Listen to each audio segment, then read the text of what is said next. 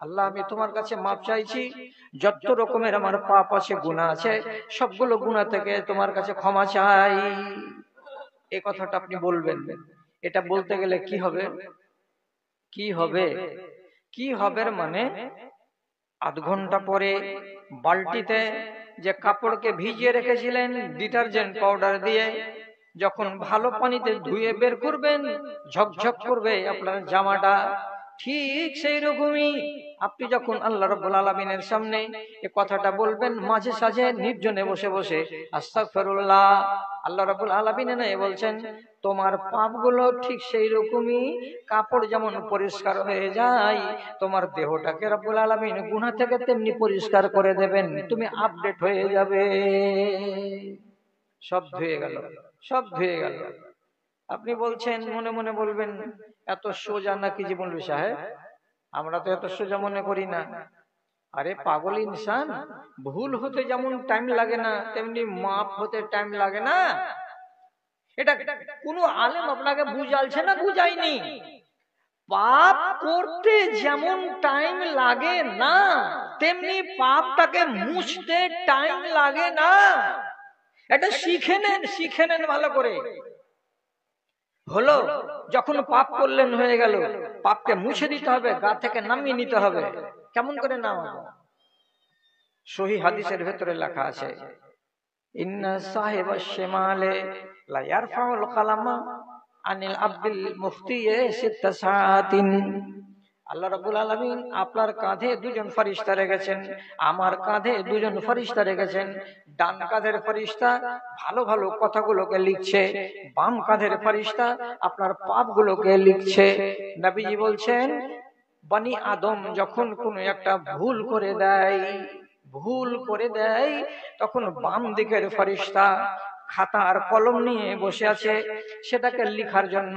তো আল্লাহ রাব্বুল আলামিন বলে রেখেছেন, এই বাম ঘাড়ের ফেরেশতা যারা তোমরা পাপ লেখো, তোমাদের সবাইকে বলছি, আমার কোন বান্দা যদি একটা পাপ করে, তো খবরদার সাথে সাথে পাপটাকে খাতাতে তুলিও না, তখনকার তখন তুলিও না। কি করব মালিক? নবীজি বলছেন 6 ঘন্টা আল্লাহ তাআলা অপেক্ষা করতে বলেছেন। কাকে? তো বাম ঘাড়ের ফেরেশতাকে 6 ঘন্টা ধরে অপেক্ষা করবে। আপনি পাপটা করলেন কোথায়? বিলাসপুরের হাটে। হাটের টাইমে ফুরসত পেলেন না, তখনই আপনি পাপটাকে মুছলেন না। এখনো পাপটা লেখা হয়নি, খাতাতে চড়েনি, 6 ঘন্টা চড়বে না। পাপ করেছেন বেলা 10টার সময়, 6 ঘন্টা এর মধ্যে যদি আপনি ইস্তেগফার করেন, তো নবীজি বলছেন আলকাহু, আল্লাহর ফেরেশতা ওই পাপটাকে যে ধরে রেখেছিলেন খাতাতে, হাত থেকে ফেলে দিবেন আর দিয়ে বলবেন, যা রে পাপ, তোকে ফেলে দিলাম, লিখলাম না বনি আদমের খাতায়। কেন? যে আদমের বেটা পাপ করেছে আর 6 ঘন্টার ভেতরে ভেতরে তওবা করেছে, ইস্তেগফার করেছে, পাপটা মুছে গেছে, আর লেখার নাই। তাহলে সুযোগ, পাপকে করতে যেমন টাইম লাগে না, তেমনি পাপটাকে মুছে দিতে সুযোগ আমাকে কত দিয়েছেন রব্বুল আলামিন, যে টাইম লাগে না, 6 ঘন্টার ভেতরে করে নেন, পাপ মাফ করে নেন। কি করে করবেন? মনে চলে এলো, আরে ওই লোকটাকে এক চড় মেরে এলাম, এটা ভুল হয়ে গেল। তো ভুল হয়ে গেল, তো আপনি সাথে সাথে বলেন আস্তাগফিরুল্লাহ, করে দেওয়া হবে, আপনার পাপ পাপ হয়ে আর থাকবে না। কত সোজা উম্মতে মুহাম্মাদের জন্য। আপনি মনে মনে বলছেন আস্তাগফিরুল্লাহ বলে দিলাম তো সব ঝামেলা চুকে গেল, তোমরা কত সোজা মৌলবীজি। আরে খেপা, তো আমি কেন সোজা হব?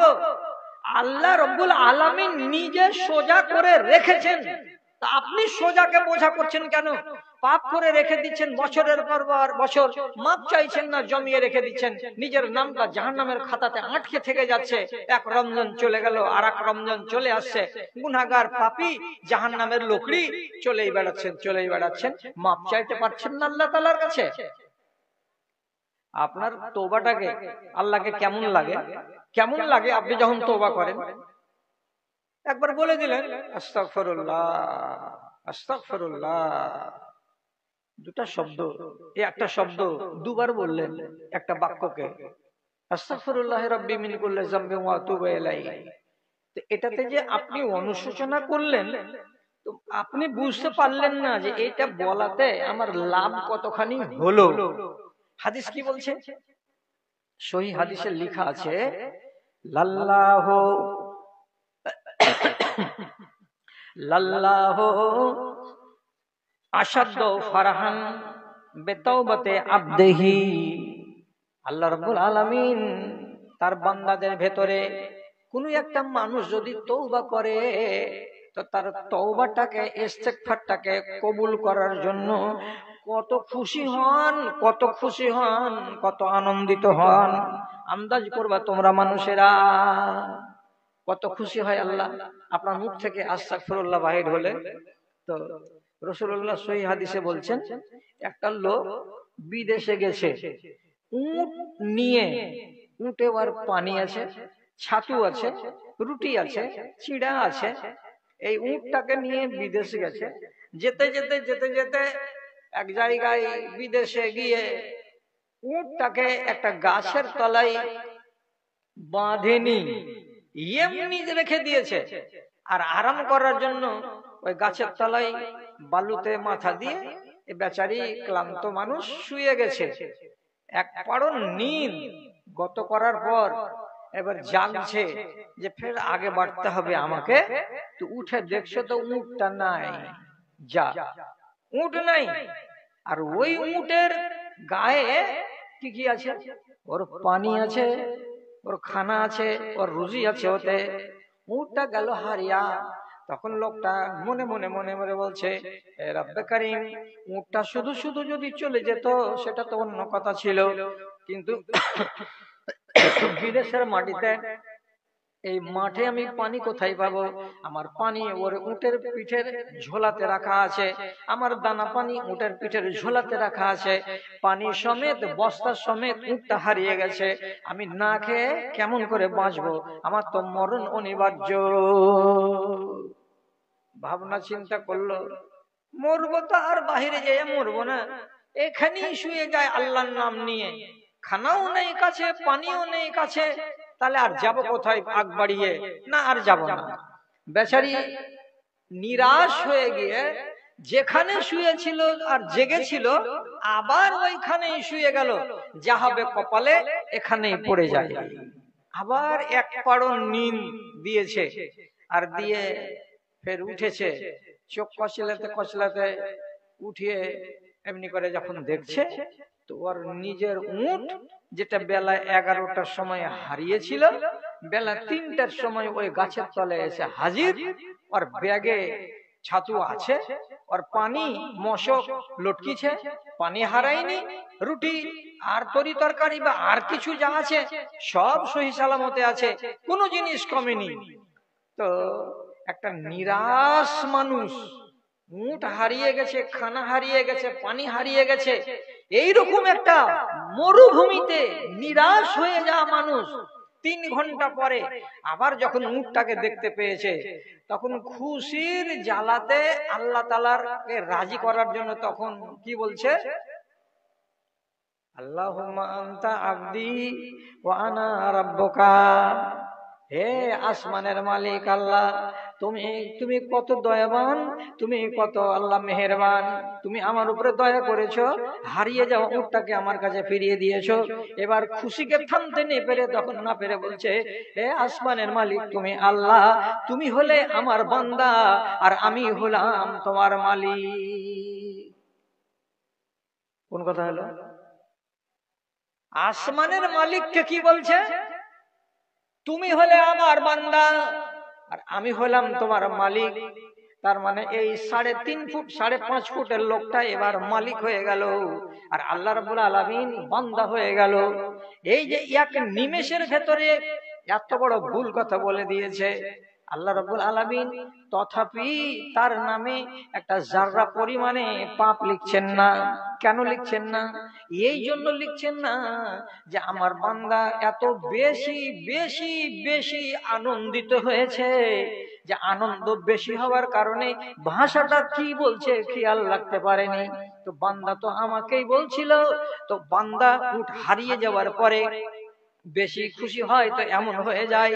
তো ওই লোকটার খুশির চাইতে, ওই লোকটার আনন্দর চাইতে আমি আল্লাহ আসমানে বসে বসে যখন এই এলাকার নাগর এলাকার মোহনা গ্রামের কোন একটা মানুষ আল্লাহ তাআলার কাছে ইস্তেগফার করে আর তওবা করে, তো রব্বুল আলামিন বলছেন ওই বান্দাটা যেমন বিপদের কালে খুশির জ্বালায় এমন কথা বলে দেয়, ওর খুশি কত হয়, ওর চাইতে 20 গুণ 30 গুণ বেশি আমি আল্লাহ খুশি হয়ে যাই।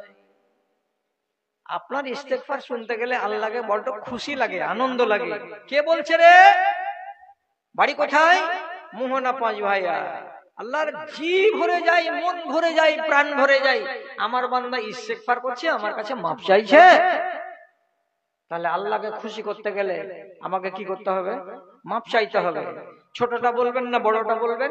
3 বার বলতে হবে এক্ষুনি মজলিসে বসে বসে। ছোটটা না বড়টা কোনটা বলবেন? ছোটটা বলেন, বলেন আস্তাগফিরুল্লাহ, বলেন আস্তাগফিরুল্লাহ। 3 নম্বর আস্তাগফিরুল্লাহ। আল্লাহকে খুশি করলাম, লাভ কি হলো? আমার গা থেকে আমার যেগুলো গুনাহ খাতা আছে সেগুলোকে রব্বুল আলামিন ওয়াদা করেছেন যে আমি তোমার গায়ে রাখবো না, নামিয়ে দেব। দাদারে, এটারই নাম হলো তওবা, এটারই নাম হলো লজ্জা বোধ করা। আর এটা কি অন্য ভাষাতে বললাম আপনাকে কি, যে ইস্তেগফার। এই কথাগুলো একটা আরেকটার সঙ্গে জড়িয়ে জড়িয়ে আছে। তো আপনি যদি নিজের ভুলটাকে স্বীকার করবেন আল্লাহ তাআলার কাছে, এত শরমের কি আছে আপনি বলেন তো? এত তো কোনো শরম করার কথা নয়।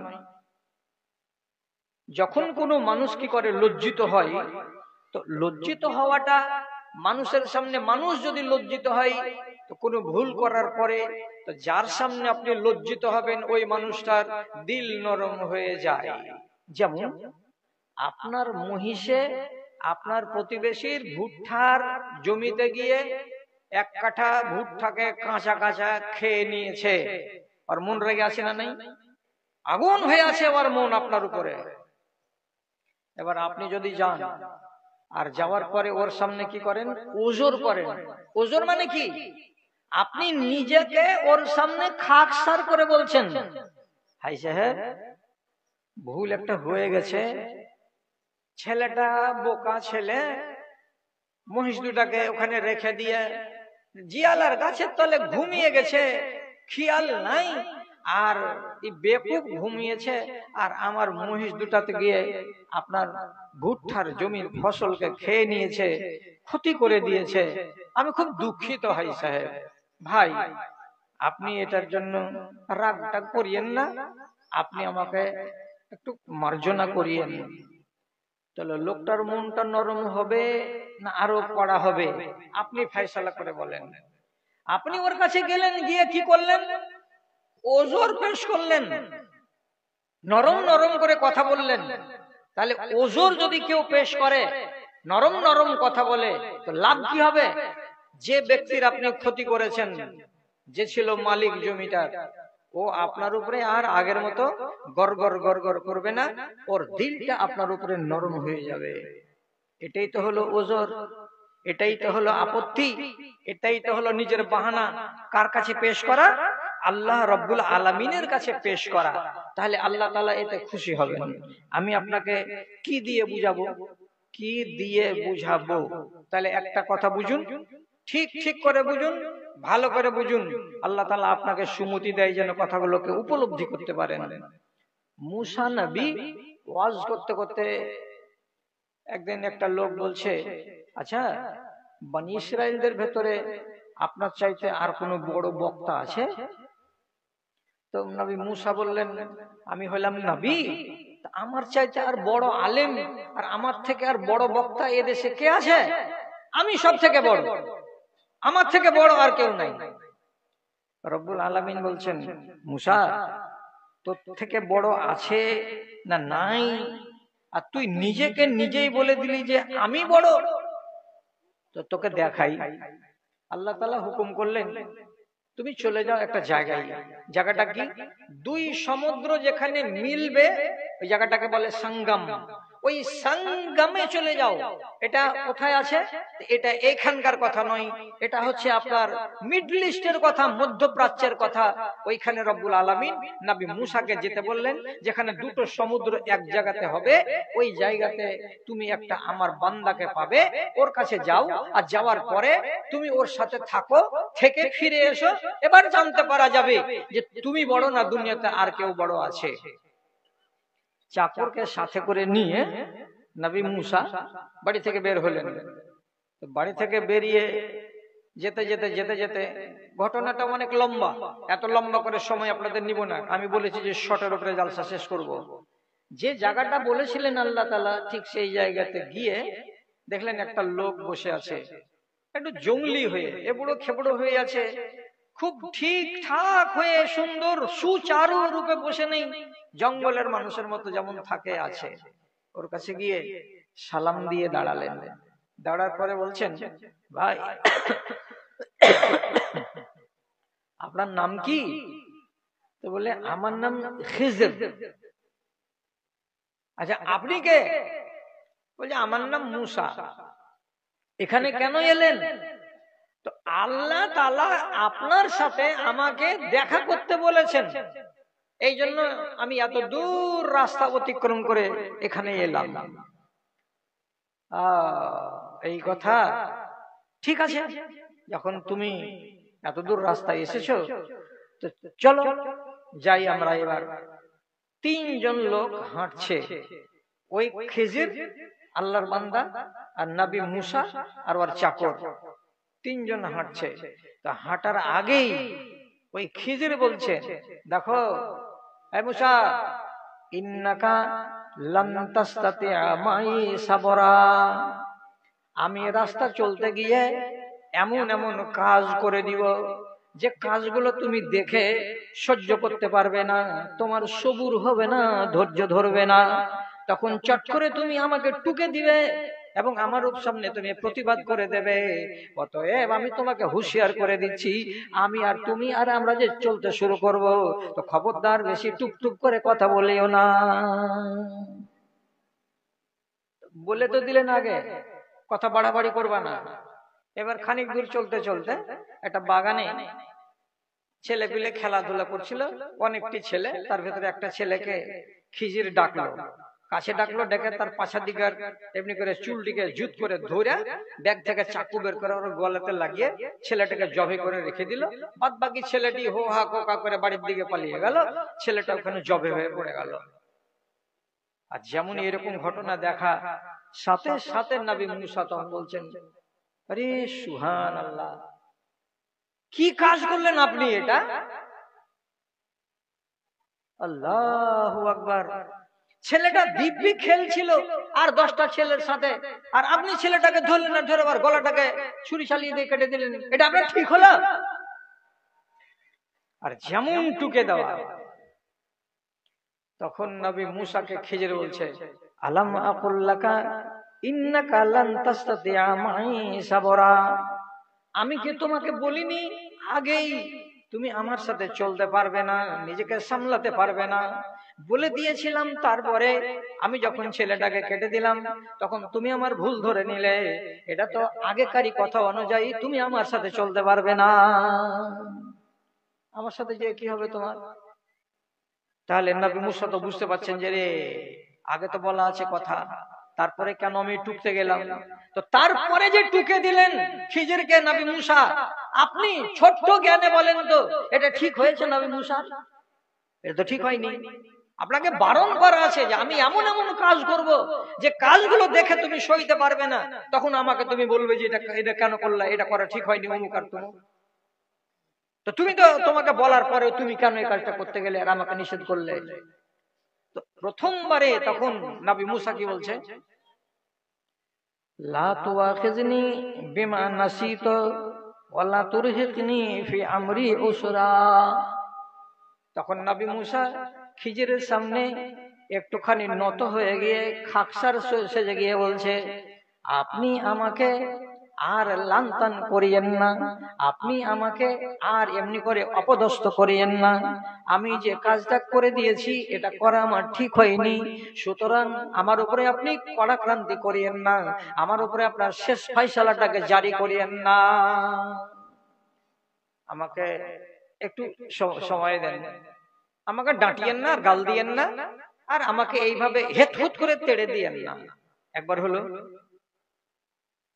এই ঘটনাটা চলবে অনেক লম্বা হয়ে, আমি নিব না ঘটনাটা সম্পূর্ণ। আমি শুধু এই কথাটা বলতে চাইছি যে নবী মুসা খাকসার হয়ে গেল কার সামনে? তো খিজিরের সামনে। আর যদি তুমি খাকসার হও তাহলে ভদ্রলোকের পরিচয় হলো যে তোমার সামনে উজর পেশ করবে আর নিজেকে খাকসার প্রমাণ করতে চেষ্টা করবে, তাকে তুমি মাফ করো। নবী মুসা খাকসারি প্রকাশ করলেন, তো খিজির বলছে ঠিক আছে, আমি তোমাকে ছেড়ে দিলাম, আমি তোমাকে রেহাই দিলাম, আমি তোমাকে এইবারের মতো মার্জনা করে দিলাম, চলো এবার হাঁটতে যাই। তারপরে হাঁটতে গেলেন, আরো ঘটনা ঘটলো, আরো ঘটনা ঘটলো। আমি বলতে চাইছি যদি একটা মানুষ খাকসারি প্রকাশ করে এটা হলো বড় কথা, আর যার সামনে খাকসারি প্রকাশ করা হবে সে তাকে গ্রহণ করে নিবে, এটা হলো আরো বড় কথা। আপনি আল্লাহর কাছে তওবা করেন, তওবা করার মানে শর্মিন্দা, লজ্জা, লজ্জিত হওয়া। আর লজ্জিত হওয়ার মানেই হলো কি, আল্লাহ তোমাকে বড় ভেবেছি, ভেবে তোমার দরবারে আমি এসেছি, অতএব আল্লাহ তাআলা তখন বলবেন আমি আমার কামাল দেখাবো। ছেলেটা, বান্দাটা যখন আমার কাছে ছোট হয়ে এসেছে তখন আমি তাকে মার্জনা করে দেব। এটা হলো আল্লাহ রাব্বুল আলামিনের স্বভাব। করতে শিখেন না ভাই আমার।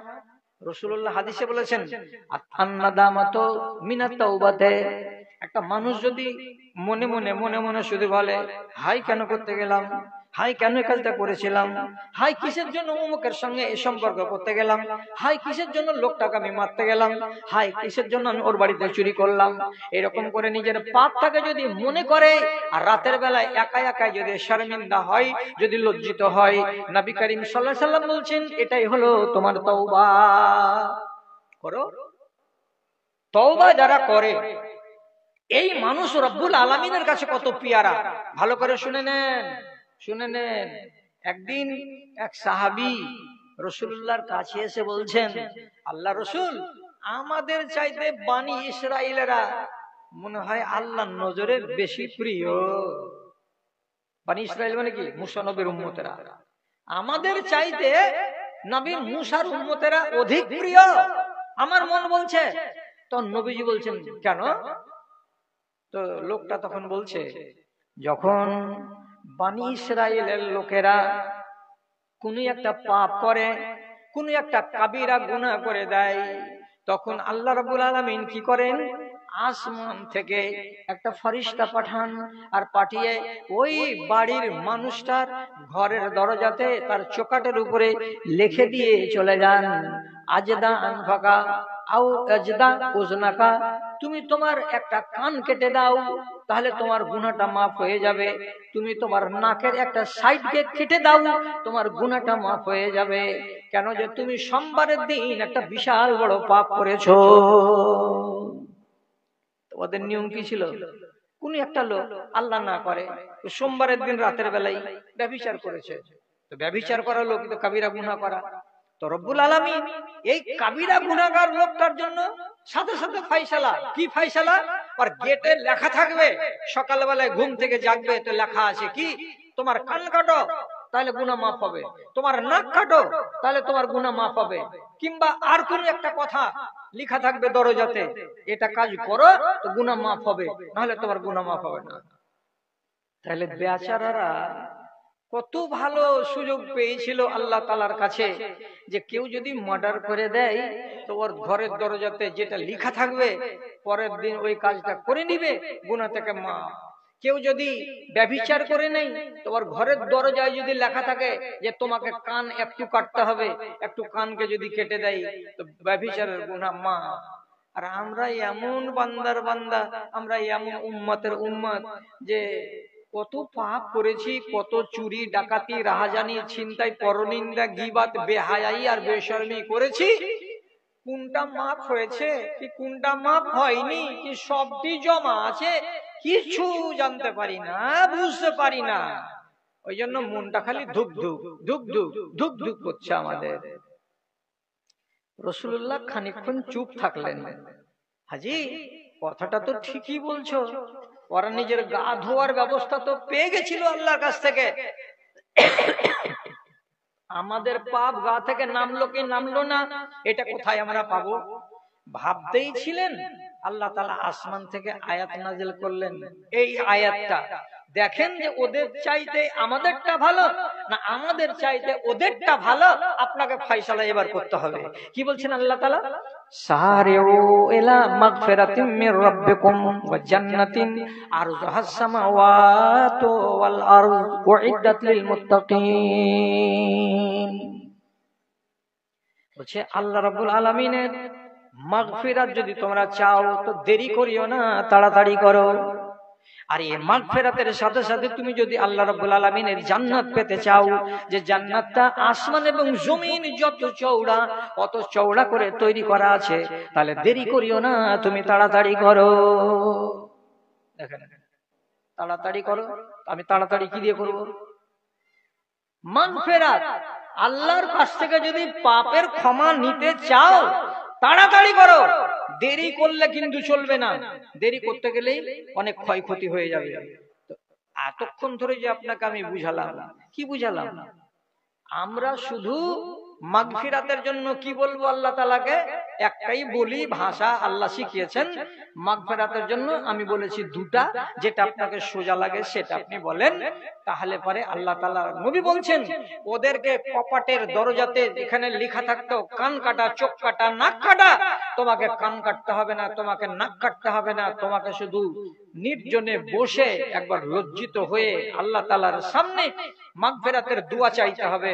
বাস, তোমার ঘাট থেকে পাপ নেমে গেল, তুমি হয়ে গেলে পরিষ্কার, তুমি হয়ে গেলে স্বচ্ছ, তোমার গায়ে আর কোনো দাগ ধব্বা থাকলো না। বাহ, কত সুন্দর উপায় আল্লাহ তাআলা আমাদেরকে দিয়েছেন। এইবার আপনাদেরকে আজকের মতো শেষ কথাটা বলি, আর বলার পরে আপনাদেরকে আমি ছেড়ে দেবো ইনশাআল্লাহ। লম্বা করব না, কথাটা আগেই হয়েছে।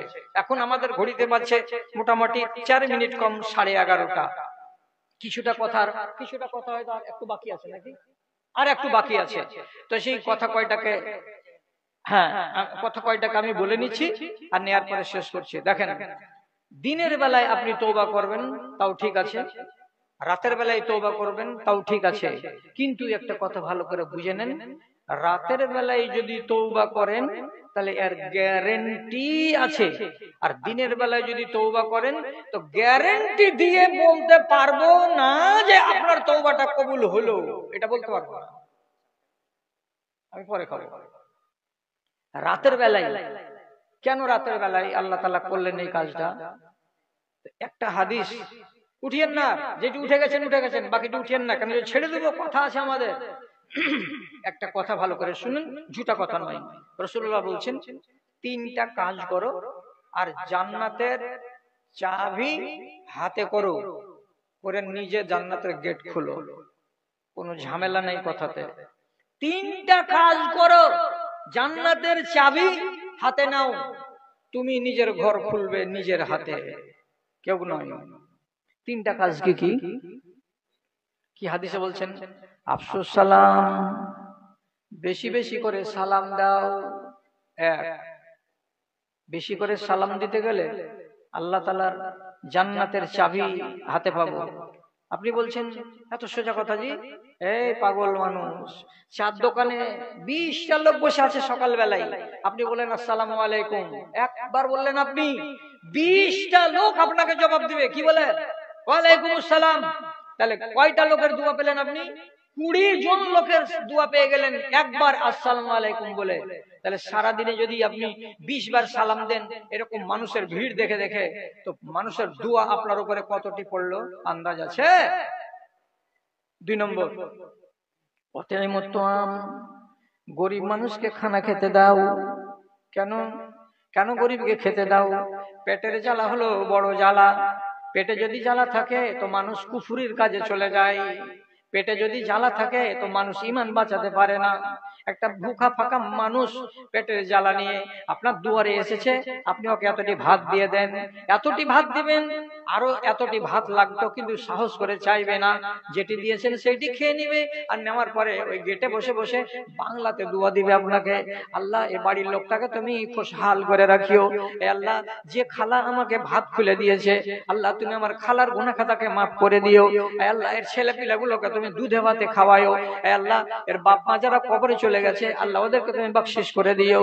তাহলে একটা ফকিরের পেটের জ্বালাকে আপনি নিবারণ করে দিলেন, তার জন্য কতটা আনন্দ পেল ফকিরটা। নবীজি বলছেন সব চাইতে দুনিয়াতে বড় আমল কোনটা? তো সরুরুন তুদখিলহু ফি কলবে মুসলিমিন, একটা মুসলমানের অন্তরে যদি আনন্দ ভরে দিতে পারো, তাহলে এটা হলো বিশাল বড় আমল। আল্লাহ তাআলা এটাতে অনেক অনেক খুশি হয়ে যায়। ফকিরকে খুশি করলাম, ফকির আমাকে খুশি করে দিল, ফকির দোয়া দিল আমাকে এক গাদা। 3 নম্বরে নবীজি কি বলছেন? সাল্লু বিল্লাইলি ওয়ান নাসু নিয়াম, রাতের বেলাতে একবার উঠো, আর উঠার পরে তুমি নামাজ পড়ো। কয় রাকাত? তো 2 রাকাত। নামাজটার নাম কি? তো সালাতুল হাজা, দরকারের নামাজ। কখন পড়তে হবে?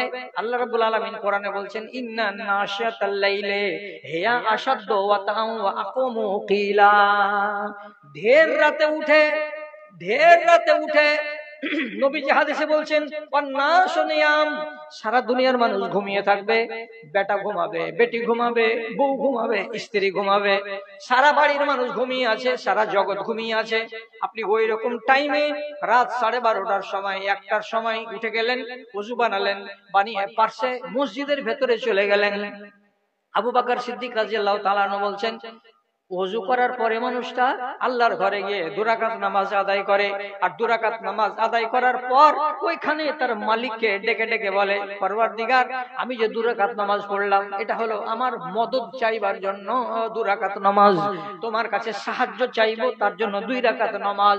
আল্লাহ কোরআনে বলেছেন যখনই তুমি আমার সাহায্য চাইবে তখনই নামাজ পড়ে আমার কাছে সাহায্য চাও। ওয়াস্তাইনু বিসসাবরি ওয়াসসালাতি, নামাজ পড়ো আর আমার কাছে মদদ চাও। 2 রাকাত নামাজ পড়লাম, আল্লাহ তোমার কাছে মদদ চাইবো তার জন্য। 2 রাকাত নামাজ পড়া হয়ে গেল, এইবার আপনি করবেন কি? মনে রাখবেন কথাটা, সেদিনকার খানাটা অবশ্যই হালাল খেয়ে যাবেন, সেদিনকার পোশাকটা যেন হারাম টাকার পোশাক না হয়। তারপরে নিজের শরীরটাকে পাক পবিত্র করবেন, করার পরে মসজিদে যাবেন, আর যাওয়ার পরে অন্তর দিয়ে 2 রাকাত নামাজ পড়বেন। আর নামাজটা যখন পড়া হয়ে যাবে তখন আল্লাহ তাআলার সামনে আপনি আজিজি ইনকিসারি করে বলবেন, পরওয়ারদিগার এই 2 রাকাত নামাজ দিয়ে আমি তোমার কাছে মদদ চাইছি, আল্লাহ তুমি আমাকে মদদ করো। কি মদদ লাগবে রে বান্দা? আপনি আপনার মনের কথাটাকে খুলে বলে দেন। কি খুলে বলবো? নিজের পাপটাকে নির্জনে বসে আল্লাহর সামনে পেশ করে বলুন, আয় আল্লাহ আমি এই গত বছর বা গত মাসে এই পাপটা আমি করেছিলাম, বিশাল বড় পাপ, জি আল্লাহ তুমি জানো আর আমি জানি, আর কেউ জানে না। আল্লাহ তোমার কাছে মাপ চাইছি, তুমি আমাকে মাফ করে দাও। রব্বুল আলামিন নাই বলছেন এই মানুষটার জন্য রেজাল্টটা কি দাঁড়ালো? তো নবীজি বলছেন উদখুলুল জান্নাতা বিসালাম, 3টা কাজ করে দিবেন, জান্নাতের চাবি হাতে, আপনার গুনাহ খাতা মাফ হলো। আল্লাহ তাআলা বলছেন জান্নাতে ঢুকে যাও, ঢুকবে তো তোমাকে চারিদিক থেকে ফেরেশতারা বলবে সালাম, অভিবাদন, সালাম, এই বান্দা সালাম, আপনাকে সালাম জানাচ্ছি, আপনি জান্নাতে যাচ্ছেন, আপনাকে সালাম জানাই। তাহলে 3খানা কাজের 1খানা কাজ কি পেলেন? ঢের রাতে উঠে আপনি একদিন আল্লাহ তাআলার সামনে হাজিরি দিয়ে একটুখানি কাঁদবেন, আজিজি করে দোয়া করবেন, রব্বুল আলামিন আপনার উপরে খুশি হবেন, আপনার তাকদীর বনে যাবে। এই কথাটাই রাসূলুল্লাহ বললেন সাল্লু বিল্লাইলি ওয়ান নাসু নিয়াম। সূর্য যখন নামিবে পাটে আধার আসবে ছেয়ে, বিশ্ব জগৎ অঘরে ঘুমাবে, তুমি থাকবে চেয়ে, শুধু তুমি থাকবে চেয়ে। এমন আধারে নির্জনে বসে একবার তারে হাঁকো, ডাকো তারে ডাকো, মনের কালি মুছে ফেলে দিয়ে নয়ন পাতায় আঁকো, ডাকো তারে ডাকো। আপনাকে যখন হায়া লাগে কোনো কাজে, শরম লাগে, আপনার স্ত্রীকে যখন কখনো কখনো হায়া লাগে, শরম লাগে, তা আল্লাহ তাআলা বলছেন আমাকেও একবার হায়া শরম লাগে। কখন হায়া শরম লাগে আল্লাহ আপনাকে? তো আল্লাহ রাব্বুল আলামিনের নবী বলছেন ইন্নাল্লাহা ইয়াস্তাহি মিন আবদিহি ইযা রাফা ইয়াদাইহি আন ইয়ারুদ্দাহু সিফরা। আল্লাহ তাআলা নিজে বলেছেন আমার নবীকে, যখন আমার কোনো বান্দা কিছু চাইবার জন্য আমার কাছে এমনি করে হাতটাকে তুলে দেয়, তো ওই হাত দুটাকে খালি খালি ফিরিয়ে দিব, আমার বান্দার হাতে কিছু তুলে দিব না। এটা করতে আল্লাহ তাআলা বলছেন আমাকে বড্ড লজ্জা লাগে, আমাকে বড্ড শরম লাগে। তার জন্য হাত তুলে দেওয়া বান্দাকে আমি কখনো খালি হাত ফিরাই না। শেষ। আপনার কাজ হলো, আজকে কয়টা রোজা গেল? আজ 18 রোজা গেল, আগামী কালকে হবে 19 রোজা। তাহলে আমাদের হাতে থাকলো এখন 11টাই ধরে নেন রোজা, বা কম বেশি যা হয় হয়। এর মাঝে আপনাকে কিন্তু চেষ্টা নিতে হবে, যারা জওয়ান, যারা তরুণ, তারাকে আমি খাস করে বলছি, বাবারে তুই কাঁদতে যদি না পারিস তো না পারিস, কিন্তু হাজিরি একবার দে। রাতের বেলায় আল্লাহ তাআলার সামনে যা, আর যাওয়ার পরে একটু আল্লাহ তাআলাকে অনুনয় বিনয় করে আল্লাহর কাছে মাপ চা। আর সারা বছরের গুনাহ খাতাকে মাপ করে নেওয়ার পরে শরীরটাকে আপডেট করো। আপডেট মানে কি? আমি এখন পরিষ্কার, আমার গায়ে কোনো পাপ নেই, আমার গায়ে কোনো দাগ ধাব্বা নেই। এটা করা যাবে, আপনি ইচ্ছা করলেই করা যাবে। এক জুমা থেকে আরেক জুমা আপনার গুনাহ খাতা মাফ হবে, আপনি যদি দোয়া করে নেন তো। তারপরে এক হজ থেকে আরেক হজ আপনার গুনাহ খাতা মাফ হয়ে যাবে, যদি ঠিক করে হজ করতে পারেন তো। এক রমজান থেকে আরেক রমজান আপনার গুনাহ খাতা মাফ হয়ে আপডেট হয়ে যাবেন আপনি, যদি ঠিকঠাক করে পালন করতে পারেন তো।